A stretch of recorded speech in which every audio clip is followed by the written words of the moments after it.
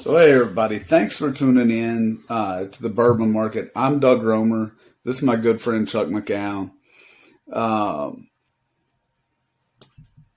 we're just a couple of guys that enjoy bourbon, and we're going to drink bourbon. We're going to talk bourbon. We're going to. This is a channel where you're going to learn a little bit about bourbon. You're going to learn a little bit about us. And if you look in the shorts, we'll have bourbon recipes. Everybody, well, I'm not going to say everybody. My bourbon usually consists of this right here. Yeah, at the most with ice. Yeah. So mine's straight and neat. Chuck, you usually drink yours. I usually have ice on mine, but yeah, you I can usually do neat though. But so. Cocktails, like I said, I drink mine straight and neat. But if you like cocktails, get in the shorts. Go ahead and look at it. This is the first episode, and so we're just going to talk about what kind of got us into bourbon. So, Chuck, I know that we're both originally from Kentucky. Yep. I'm in South Carolina now, and you can just tell them your story. I'm not going to tell it for you. So I've been drinking bourbon for quite a while. I'd say 20 plus years. I'm originally from Jamestown, Kentucky. Went to school in Eastern Kentucky, and now currently I've lived in Florida, Atlanta, and now currently in East Tennessee. So I've been over different places in the Southeast, and now reside here with my family. But it's been a journey with bourbon from the beginning. I'm like most people, especially I didn't start drinking I didn't drink much of anything until I was in college, like a lot of people, and just kind of hung with bourbon because it was something I liked the taste of. For different reasons when I was younger. There's plenty of stories on me. I definitely had my share of fun, along with the work that went with it to get through school. But here in the later years, though, it's all about, usually most people are in the same boat. As your income goes up and you work, you try new things, and as you can afford it and it's within their means, you start collecting. And that's what I've done in the last 3 to 5 years is I've started my collection here, and it's gotten pretty big so far for 3 to 5 years, and it's just something I like doing. I like there's always something different all the time, and that's why I like what I like about it. So and so that's the thing with bourbon is being from Kentucky, to me, bourbon is distilled in Kentucky. That and that's what I've always. But I will, go ahead and say that I've had some very good bourbons that are not distilled in Kentucky, right? Here lately. But that's the thing you talked about. There's always something new coming out, and there's always something. And like your collection, I would have thought that you'd been collecting longer than that, to be honest with you. You've got, just from what you have. But the thing that I like about your collection, and it's the same way with me, is so I'm from Kentucky. Like I said, I'm in South Carolina now, but grew up in Kentucky, been drinking bourbon for 20 years, 20 plus years. And to me, bourbon is, and I think everybody started out like you were talking about, with the cheap, the benchmark number 8 and the Beam white labels and stuff like that. And the stuff that's kind of hard to drink, but you're from Kentucky and it's bourbon. And so that's what you're supposed to be drinking. And I learned quickly, well, not quickly enough, but learned that, if you, instead of buying that one bottle of Beam White Label, you wait for, 3 or 4 bottles, and then you actually get something Yeah. that costs you a little more. It's a whole lot better bourbon. Yeah. And, so that's kind of where my bourbon journey has come from, kind of the same thing you were talking about, and so now I've started collecting bourbons. I don't have some of the stuff that you've got is just, and I'll get there, but your tolerance in your 20s all has a lot to do with it as well. So exactly. It pushes you towards stuff that you can get in amounts that you like. Yeah, exactly. And so, but the thing that I like about your collection, and like I said, my collection is the same, and we both feel the same way about bourbon, is bourbon to me is something that goes in a glass that is it's meant to be shared with friends and have good times with it. Yeah. And there are a lot of people out there that have those collections, and I see them and I'm like, man, that's such a waste, because not one of those bottles has been opened. Yeah. And so like, and I told you the same thing when you come to my house, is everything I have is meant to be drank. Yep. And, you've got a bottle that we're not touching, and, I've only got one. The rest of them are free games. Yeah. Right, and and I understand that it's a special bottle. It's a special occasion bottle. And, you and I talked about when that'll be open. But everything else, like, when I come to your house, it's, hey, look, that one's off limits. Everything else, let's try it. Mm-hmm. And that's kind of, that's what bourbon should be to me. Yeah. And so that's what I've always looked at it as. And that's what I really like about it. Yeah. And because of like how I talk, I talk about it a lot. If anybody knows me, they know it's going to come up in conversation. Just like you, Doug. We talk about it because once you try enough of it, it's just part of your conversation, with friends. But I've had, it's funny. I've had in 2 states, 3 different neighbors. None of them drank bourbon when I first met them, and all 3 of them now collect, or they at least drink bourbon. But 2 of them are collecting already, and they had never touched the stuff, or just said they wouldn't because they had a bad experience with it or whatever. And it's like most people when they're young, it can turn you off for a while, but then they come back around to it and had something good. And then they were hooked, and that's all it took. Because there's always something for somebody's palate. That's what everybody needs to understand. You just got to keep trying. Absolutely. Like, and I know what you've got in your glass over there, and you know what I have in mine. We both have an Elijah Craig Barrel Proof. Yeah. We both had a Lot B sitting in our cabinets.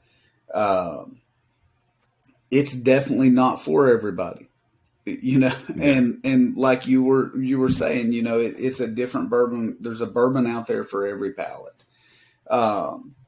We've been drinking bourbons long enough that our palate is a little different than what, someone who's been drinking bourbon for 6 months is. Well, a lot different, not a little different, but at the same time, there are those bourbons out there that I always go back to that I drank when my palate was kind of, when it was at that early stage. Yeah. But they're still go-to bourbons. Yeah. Yeah. And so, my palate's wide enough, it matches my sense of humor. So I pretty much find everything funny, and I like everything pretty much that I drink. Except for if you go all the way down to the floor, as far as if you took tiers of bourbon, the floor is off limits now at this point in my life, but everything else is okay. Yeah. Yeah. And there are some of those that are mid-level price points that are, very, very like bottom shelf, taste wise. Yeah. And, you know, so you're talking about that, like, because I bought those that I thought, okay, you know, I'll try it. It should be in this. And I'm extremely bad about like not looking up reviews or anything on something and just saying, okay, you know, they may have a different palate than what I have. Yeah. And they probably do, but like I should have looked at a review. Yeah. You know, so, you know, like I'm like, I just paid $45-50 for this, and I'm going to give it to the neighbor. Yeah. And see, you know, like, and apologize when I do. Yeah. So it's, but yeah, so definitely not going to those bottom shelf, but everything else, you know, if you're looking at mid tier and above, yeah, I will sit and have a drink with you any day of the week. Yeah. In that kind of stuff. And especially if you're getting started, finding a a store that you like, that you purchase from, and you like it because of the people that work there. If the people that work there are knowledgeable enough to actually talk about the stuff you ask about, not just say, yeah, I've tried it and give you a one word answer, but they actually can go into it. Or if they actually went to the distillery in some cases and selected the barrel. In that case, they probably met the master distiller. They can tell you a lot about it. If that's the case, then you can take that opinion. It's not just, and those are better, in my opinion, than online opinions, reviews that you'll read on websites and stuff like that. That's someone who's actually been there to the site, saw how they make it, everything. So. Yeah, absolutely. And Chuck brought up a good point right there is, if you're new, even if you're not new, there are a lot of people who have been drinking bourbon for years who still don't really have a go-to liquor store. Yep. And people underestimate how important that is, because for one, you go into a liquor store, they see you coming in all the time, you build a relationship. It's just like the person you're drinking the bourbon with. You have a relationship with them. You build a relationship and build rapport with those people. And like, not only will they give you reviews and things, but a lot of times they'll take care of you on hard to find stuff. Yeah. And you're not taking advantage of them. And it's not a guarantee either. It's just, sometimes it happens. No. And there's no guarantee that that's going to happen. Don't say that Doug told you if you go into a bourbon store 100 times that you'll walk in and they'll be like, oh, hey, I had Pappy for, I here. Yeah. You can have that at retail. So don't say I told you that was going to happen. But a lot of times, like I said, you build that relationship and you will walk in. I've had many times that I walked into a liquor store, and because I know the people, they said, hey, we just got this bottle in. I think you're going to like it. Mm-hmm. And I've tried it, and they were right. And it's a bottle I would have never bought had they not said that. Yep. And so people, I think, underestimate how important that is to have that kind of go-to. And you can have more than one go-to store. There are a few that I stop by and visit with and talk to the people, and they know me by name. I know them by name. Yep. But that's something, if you're just getting into bourbon, or like I said, if you've been into bourbon forever and you don't have that, start working on it. Yeah. Go ahead. No, that's what we're going to give you information like that. See, like Chuck and I just helped you out. Yeah. we just made you look, a wealth of knowledge right here. It's noticing what you get and where. Like if you actually start getting a routine of just different places you check just to see what they have, and talking to the people that own it, if it's people that that, like I said, are knowledgeable and they can teach you something if you don't know. Sometimes it's just something you're both going to know and you can have a conversation about. Either way, that's part of it. Yeah. So it's but just checking multiple places, because different places are going to get different bourbons. That's true everywhere you go. It's not just like that in one where you're at currently. Everybody has that same situation. So it kind of gives you the reason to meet other people and see what they have, and Yeah, things like that. absolutely. And the other thing that you kind of talked about, you just briefly hit on, was store picks. If they've been to the distillery and they've picked a barrel, the knowledge that they're going to have. But like, a lot of people underestimate store picks. Yep. They're single barrel, and it's going to, like, that bottle is going to be different than what you would get if you were to just go out and get a small batch or whatever it may be of that particular bourbon. Yeah. And so different stores, some stores are never going to have a store pick.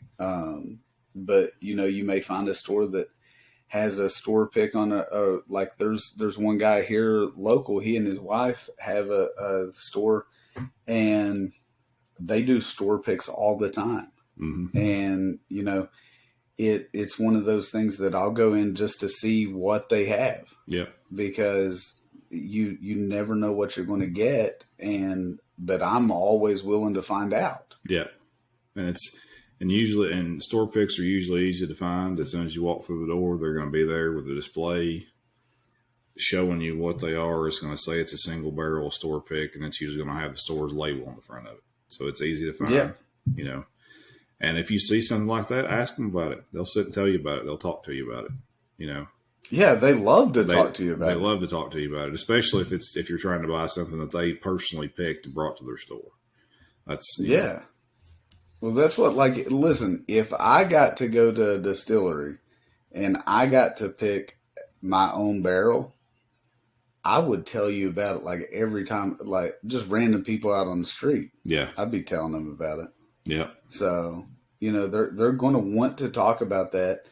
And that's always something to look for. So I know we went from talking about us to kind of, giving a little bit of an education on kind of developing those relationships and how to kind of search for bottles and things like that. But hey, I like it. Yeah. So, but with that being said, we appreciate you tuning in and watching, and go ahead and hit the subscribe button, turn on the notifications, because we're going to have a lot of content coming your way. A lot of good stuff. We think it's good. Hopefully you think it's good as well, but a lot of stuff coming your way. So like I said, hit the subscribe button, turn on the notifications so you don't miss any videos. Check out the recipes. And then we've also got the links to our other social media in the comment or the section down below. But I'm Doug Romer. I really appreciate you tuning in and watching. I'm Chuck McGowan. Thanks a lot. Please hit the subscribe button and watch for new videos. We should have them out weekly. Yeah, and thanks for tuning into the Bourbon Market.